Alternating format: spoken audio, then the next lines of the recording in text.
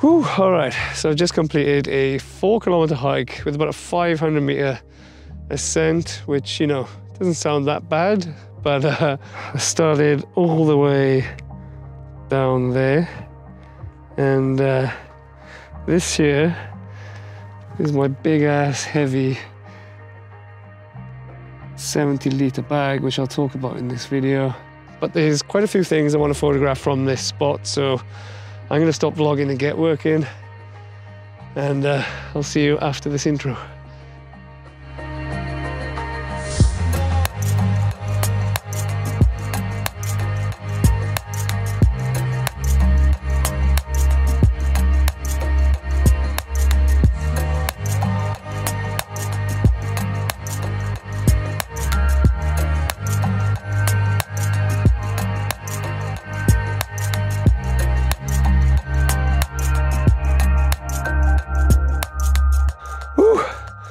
Alright, so I'm about halfway on the hike to the spot where I want to spend the night, but I've stopped for a little break at a spot that the locals like to call tersi fena, which is a little bit interesting to translate from Turkish. So ters means reverse or upside down, and fena means bad, but not bad in a bad sense in this occasion. It's because there's a stone here where you can lie down, lean back, and then enjoy the view upside down, and it kind of trips you out because the sky becomes the sea and the sea becomes the sky, and it just doesn't make sense after you stare at it for long enough. So I guess like the English translation would be, I don't know, like the trippy upside down spot, or the upside down trip, something like that. But I'm not going to spend much longer here because I want to get to the spot where I want to shoot before sunset so I can kind of dry off, and I want to photograph the green flash, hopefully, if there is one, and just get ready for the night. So let's get hiking.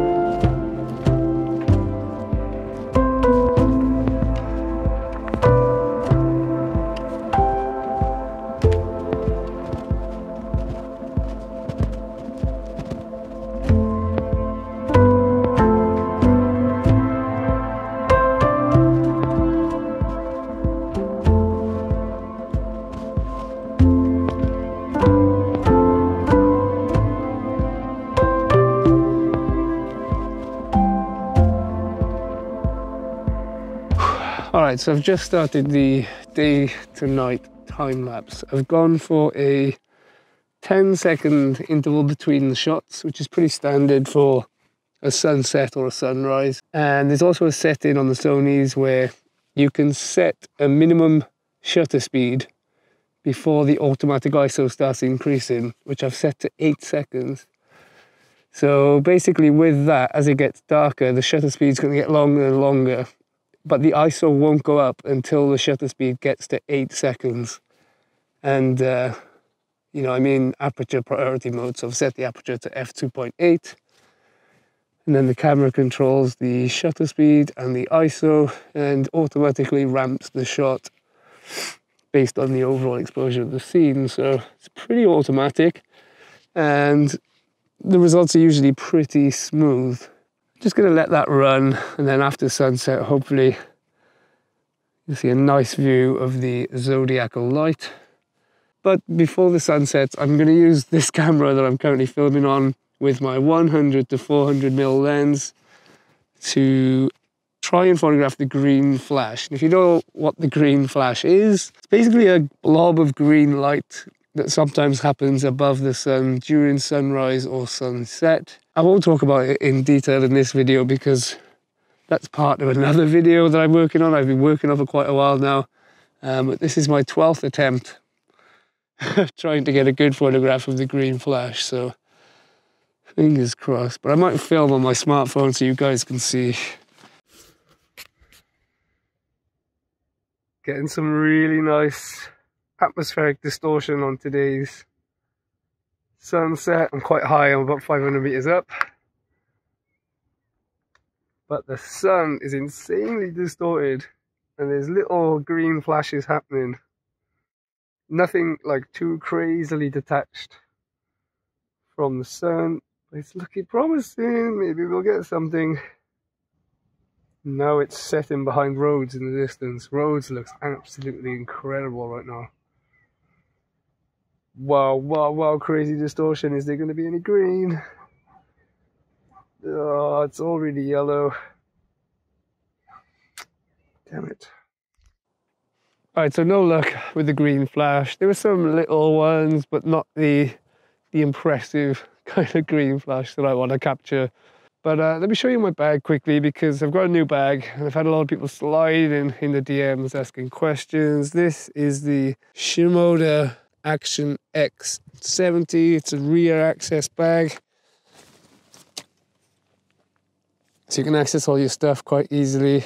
It's made of incredibly sturdy materials that are water resistant and feel like they're going to last a very long time. But it's a pretty big bag. I mean, if you're doing overnight camping or hiking, or you're traveling, you're moving quite a lot, then it's perfect. But for day-to-day use, the X50, the 50 litre, would probably be better. But the reason I've got this is because I came to Turkey in August from the United Kingdom. So basically everything I own right now is in this backpack. Well, not right now. All of my clothes, my laptop and toiletries are obviously in the campsite that I'm staying in. But I can take those out, leave them back there, and then use this as a camera bag, because it has a lot of expandability. It has a roll top on the top, so I can squeeze a lot of stuff in there and expand it. And then when I get to where I'm staying, I can take all my stuff out, fold the roll top down and tighten the straps, and it becomes a nice normal camera bag. And the straps on it are super thick and padded, so it's really good for hiking in the mountains. It's super comfortable, like all of the other Shimoda bags. And yeah, I'm a big fan.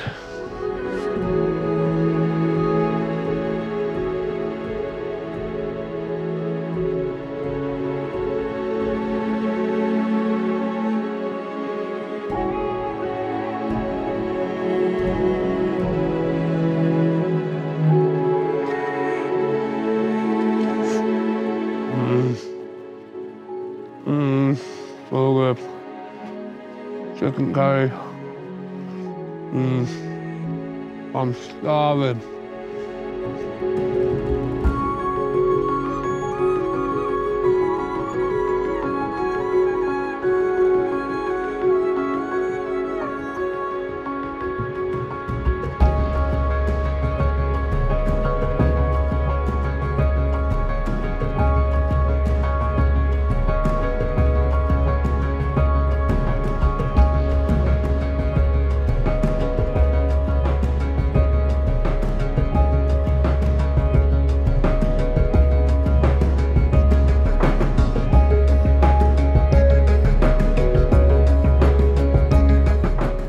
And whilst that time lapse was running, I grabbed a quick shot of the Zodiacal Light. This triangular, diffuse glow of light is caused by interplanetary dust scattering the light of the sun back into the night sky, and it's visible to the naked eye as well.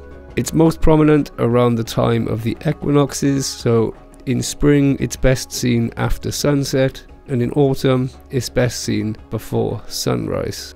But now it was time to start working on the shot that I came here for. So whilst I was waiting for the stars to fall into place, I started working on my foreground. And I do this by cranking the ISO to 51,200 or even 102,400 so that I can use a shutter speed of 2 to 3 seconds to try some test exposures. That way I can try lots of different compositions in a short space of time and then pick the one that I think is going to work the best. I did like this one, where the foreground is quite nice and full of these leafy plants, for lack of a better word, because I don't know what they're called. But they're kind of evenly distributed. They're not really distracting. It doesn't really pull your eye that much. And then the one in the bottom right corner kind of acts as like an anchor or a cornerstone for the entire image. And because it's, the closest object in the foreground, and then you have the midground and the distant ground, it just helps to create that sort of three-dimensional sense in a 2D image. But I like the way that they're evenly distributed. They kind of don't distract you or pull your eye. So I think I'm going to go with this foreground, and I better get working because I'm going to do a focus stack because I'm really close to the foreground. I'm going to do a focus stack where I start with an exposure that is focused on the stars, and then I keep focusing closer and closer and closer until I'm right up to the foreground. So you'll have like 5 or 6 exposures, each with a different focal point, and you stack all of those in Photoshop. It's really easy to do. There are so many tutorials on YouTube already, so I'm not going to cover that. But I better get working because I think each of my exposures is going to be maybe 1.5 minutes long. And I'm going to need about 6 or 7 of those at least. And then once I'm finished doing that, the stars will be pretty much exactly what I want them to be. So I'll pull up the tracker and track the sky. But I'm going to go work on this foreground, get my focus stack done out the way. So I take my first exposure focused on the stars, and then I review the image on my camera, see where the focus is dropping off, and then I'll focus on that point. So that may involve me using my head torch to illuminate the scene so I can focus on a certain point, and then I keep going until I'm at the immediate foreground. It usually takes about 6 or 7 images, and then I'll stack those in Photoshop. After I'd finished collecting the exposures for the foreground, the stars were in the place where I wanted them to be for the composition. Orion, Taurus, Mars and Pleiades had sunk down to the horizon, and now I can squeeze them nicely into my composition. Alright, so I've currently got my camera on a star tracker, on the Move Shoot Move star tracker, but I'm just collecting those exposures. I'm doing 2.5 minute exposures at f2.2 ISO 640. I'm going to stack all of those and then obviously blend those onto the foreground. And that will be the money shot. I hope. It was in my head, it's the money shot, and it's the biggest reason that I came to this spot tonight. It was the biggest sort of motivation. But once I'm finished getting the so-called money shot, I'm going to try and quickly do a panorama of the winter Milky Way arch over this valley. I think it could look incredible if I can pull it off. So let's see what happens. And so this is my final image. There's a focus stacked foreground, and then the sky exposures are tracked with the star tracker.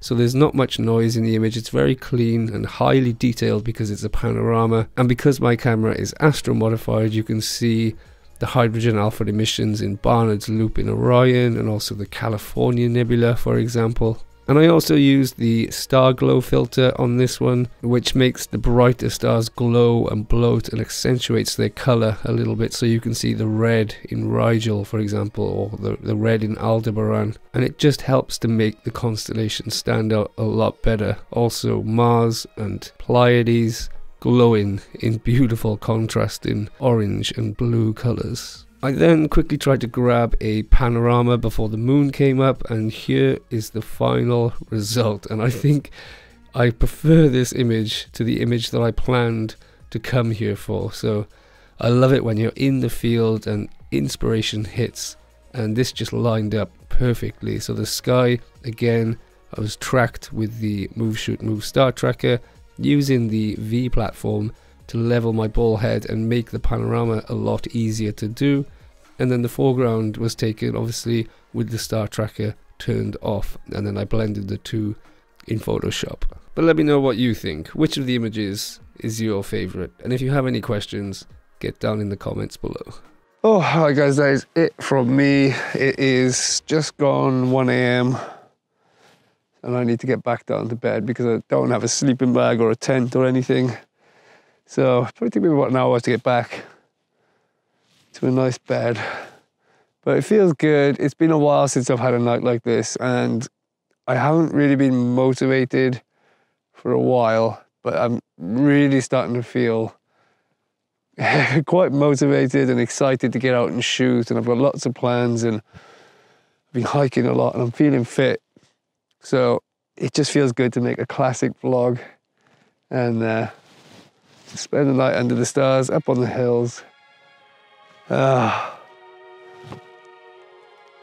Anyway guys, wherever you are in the world, I hope you're well and safe. If you go out to enjoy the night sky anytime soon, I wish you good luck and clear skies.